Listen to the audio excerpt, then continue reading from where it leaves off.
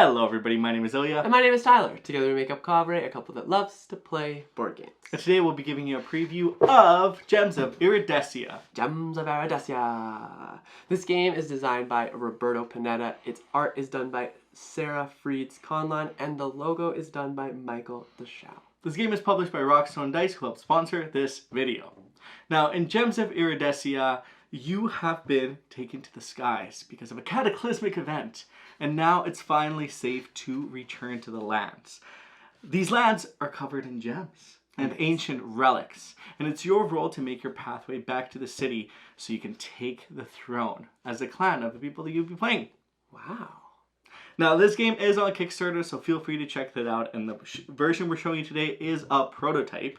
But with all of that said out of the way, let's head on over to the table and learn how to play the game, shall we? In Gems of Iridescia, your goal is to search for and mine gems in order to restore ancient relics and ascend to the throne. You'll do this by exploring, rolling dice, and playing item cards, all while paying attention to where your opponents are on the map and the market value of each gem as denoted by the dice. Each turn you'll reveal 2 tiles around you, and move your explorer 1 space, either sideways or ahead. Depending where you move, you'll gain gems and bonuses. Bonuses include coins, points, and sometimes even stone dice, which you can use to activate for mining. Then, after revealing and moving, you'll have many optional actions to choose from. These can be taken in any order, and most can be used multiple times. Let's go over them. You can mine gems, which means using your pickaxe to roll your dice. For each die equal to or above the market value of the dice, you'll gain a gem of the space you're on. You can also trade in currency to purchase more pickaxes and or item cards. Another optional action is playing item cards, which are all single-use actions that support you in a variety of ways. The last optional action you can take is to sell gems. Once per turn, you can choose 1 color of a gem and sell as many gems of that color for the current market value as you wish. Now, to end your turn, you'll follow these steps. First, you'll have the option to restore relics, paying gems equal to the amount listed on the card, and then proceeding to gain the corresponding victory points, saving the cards. Once you do this, a new relic will be drawn. You can fulfill more than 1 relic per turn, including the one just drawn. You'll then proceed to collect the tile you're on. This will be part of your victory pile. Both relic and tiles you collect will score you set collection points at the end of the game. Lastly, you'll adjust the gem market by increasing the matching die to the gem tile you've collected by 1. The value is wrapped, so if a 6 is to be increased, it goes down to 1. Now the game ends when all players have reached the last row on the board, the city row. The first player will collect the highest value royalty token and proceed to play until each player reaches the end. On future turns, players who've reached the city row, instead of taking their turn, will remove any tile from the game board not in the city row, leading other players to play strategically, as if they cannot move, they will lose tiles from their victory piles. Once all players have reached the city row, final scoring will begin.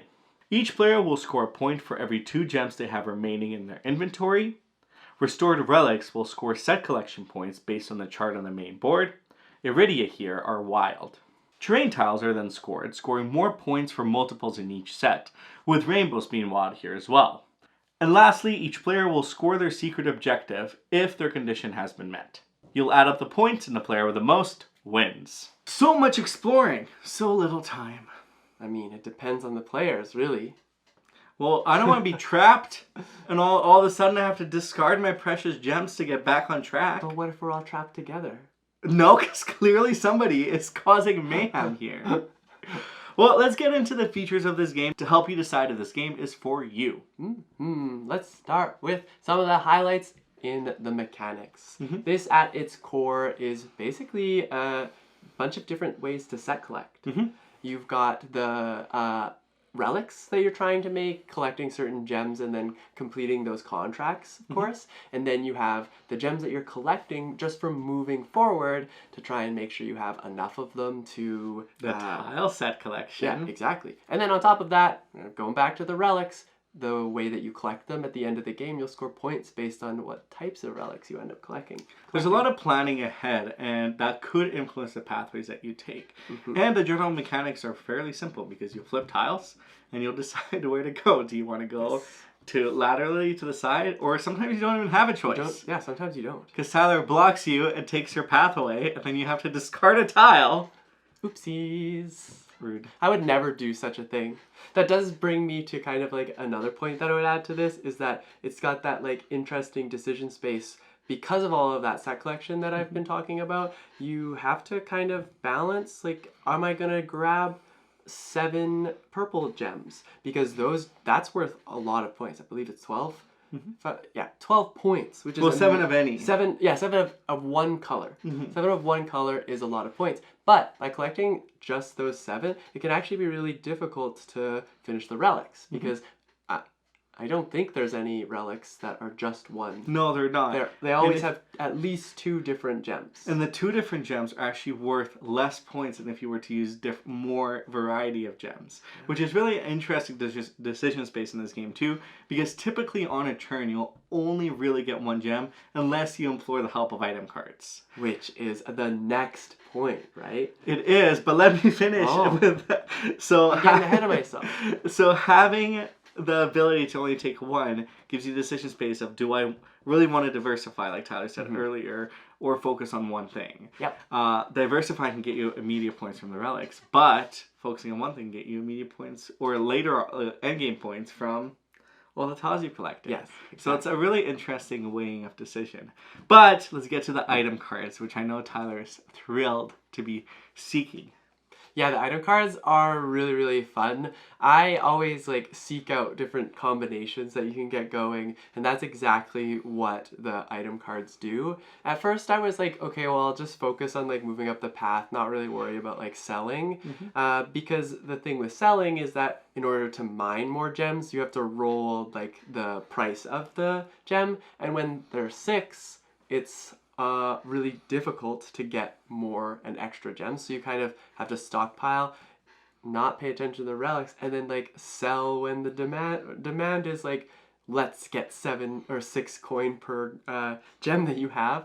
And I think there was times where I was getting like 25 coin, and then that was when it became a lot of fun because all of these cards were just like, I could just get more and more and more. I could get pickaxes and I could just combo off, which made my turns more exciting, which made me be able to collect different resources and still be able to finish those relic cards. Yeah, the item cards really propel your strategy in different ways. You can have an extra turn, you can move in spaces, you can refresh the market. There's so many things you can do, which gives that little bit of touch of variability too. Yeah. The other element in this game is that you really dictate the pace of your game. Or one of you at the table kind of dictates. So you really can go all the way straight to the city, although it may not be the most effective. You may not get the gems that you need or the points that you need. But it's really interesting because once one player does reach the end of the city, they start on their turn removing tiles, making it difficult for other players to progress through, which is a really fun way to interact and kind of speed up the game end if someone is dilly-daddling in the back. But throughout your exploration of this game too, there's that fun element of, it almost feels nostalgic. You're revealing the board. There's like, you never know, there's rainbows in every section as well, which are wild essentially. And of course in the city, there's the big Gem of Iridescia, which is the grand prize, is what you're looking for. It's the it factor. It's the it factor of the game, which is the wild gem that you can use anywhere you want. And it gives you 10 extra points. But flipping tiles and revealing them every turn, trying to see, is this going to be the exact gem I need in front of me? Because sometimes, hey, you have 5 purple gems, and you really want to get something else so you can get some ancient relics. And you flip the tile in front of you, the only tile you can go to, it's purple. Not purple. Yeah, or it is purple, and then, it pushes you. That's what happened in our last game, is I had 7 purple already, and then my last tile I got was purple. That's just how it works sometimes. And it's interesting because, like Ilya said, is you don't want to be like dilly-dallying, but at the same time, like when one person pushes maybe like 3 rows ahead of you, then you really do have to be like, okay, well, I can't dilly-dally because I'm going to lose some of my gems or my gem tiles if I keep on doing what I'm doing. And it's like weighing the benefits and risks to what you're about to try to keep doing. And I think the game naturally also progresses you along. 100%. Because there is a big bonus if you're the first person to reach the end of the city. And you get to start to see, because as you go closer to the city, the rewards get better. Yeah. So if you're in the back and you're like, Tyler's getting 3 coins and a gem or another dice to roll for this, like what? I'm back here with nothing. I gotta catch up and get to the good spaces. The last thing that I would talk about is just the mechanic, or I guess the action of how the dice work and how like the dynamic market. Yeah, so it's got like this fun little economy that based on basically discovering them, the supply goes up, but also the price goes up kind of thing. It's kind of nice to see that happen, and then just how it dramatically can change on the flip of a item card. Yeah, which is really, really interesting. And then of course, mining, when the dice economy is so high, it makes it very difficult to get specific gems. And it almost pushes you into a decision point where you're like, well, I really want to mine this turn, but the one gem in front of me and to the left of me are like really, really pricey. So like, am I gonna mine? What do I do? How do I value that? Yeah, it's interesting. The dice make the game really fun, and I think that bust economy too of like going from 6 to 1 is really interesting, because I could be saving up for my turn to sell a bunch of stuff, and then the players in front of me change it all to 1. Yeah. And there's even a card that changes. You can roll up to all. Yeah. So they can go from like high values to really low, or vice versa, and that luck element is a really fun little twist to it too. Yeah, I feel like it's a little bit more controlled in a 2-player game, but it does end up being a little bit more chaotic as you like move up in player count, which is always like something that you kind of look forward to, because it gives a little different feel to the game. Yeah. And there's a variant for 2-player as well, where you take off some tiles, and you can even throw an automa. So there's another little person that collects the gems, so it makes you compete for gems a little bit more. Yeah, there you go.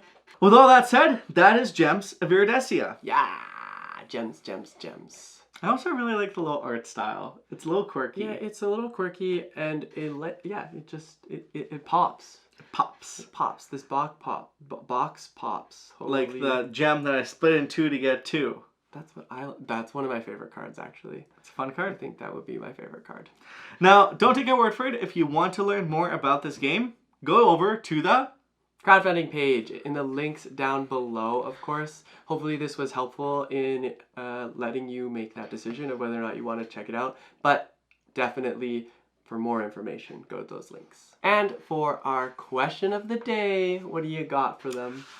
What is the gem that you gravitate towards? It could be your birthstone. It can be just a really pretty gem.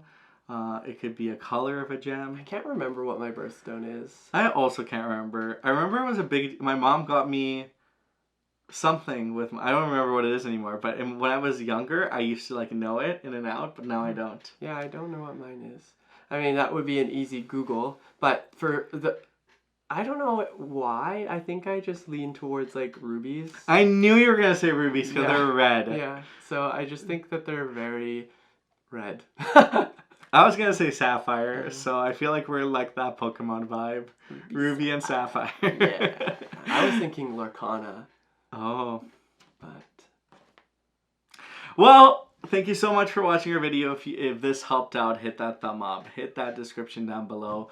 Learn more about the game. Do all the things that YouTube likes you to do. Exactly. Until next time, though, we will see you in the next one. Bye. Bye.